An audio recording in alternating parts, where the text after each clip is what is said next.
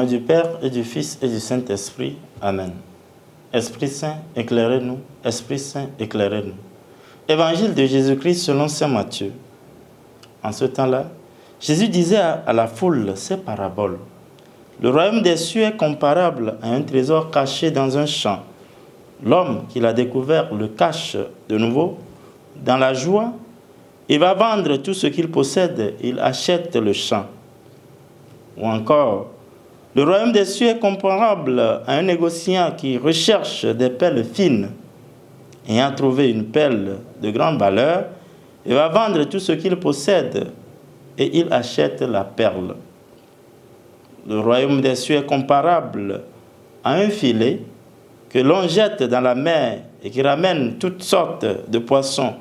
Quand il est plein, on le tire sur le rivage, on s'assied, on ramasse dans des paniers ce qui est bon et on rejette ce qui ne vaut rien. Ainsi, en sera-t-il à la fin du monde. Les anges sortiront pour séparer les méchants du milieu des justes et les jeteront dans la fournaise. Là, il y aura des pleurs et des grincements de dents. Avez-vous compris tout cela? Ils lui répondent, oui. Jésus ajouta, c'est pourquoi tout scribe devenu disciple du royaume des cieux est comparable à un maître de maison qui tire de son trésor du neuf et de l'ancien. Acclamons la parole de Dieu. Louange à toi, Seigneur Jésus.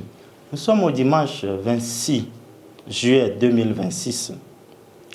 L'évangile de ce 17e dimanche du temps ordinaire, année A, nous présente le sens du détachement des biens temporaires pour posséder ce qui a le plus de valeur dans notre vie, le vrai bonheur, le Christ. En effet, dans les trois paraboles qui illustrent cela, le Christ emploie trois images. Le trésor caché dans le champ, la perle fine et le filet jeté dans la mer. Dans sa quête du souverain bien, l'homme sacrifie tout ce qu'il a pour posséder le champ où se trouve le trésor caché. En effet, il y a une joie profonde chez l'homme qui trouve le trésor, comme chez le marchand qui achète la perle. Pour dire, la recherche de Dieu s'accompagne de sacrifices. Au bout de l'effort se trouve le grand trésor. Et ce trésor, c'est le Christ.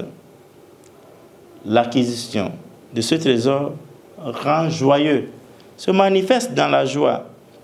Le chrétien doit partager cette joie autour de lui, à cohabiter, à vivre dans le monde. Nous sommes dans le monde, mais nous ne sommes pas du monde.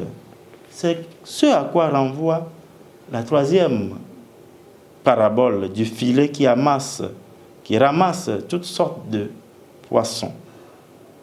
Pour cela, le Christ nous révèle que Dieu laisse le temps de grandir ensemble et qu'à la fin, ses élus soient récompensés.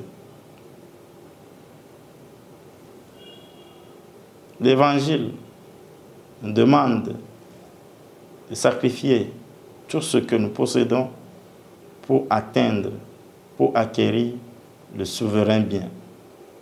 Dans notre pèlerinage sur cette terre, vivons avec les autres, tâchons-nous de les convertir et pour qu'à la fin, nous tous, nous soyons sauvés aujourd'hui et pour les siècles des siècles. Amen.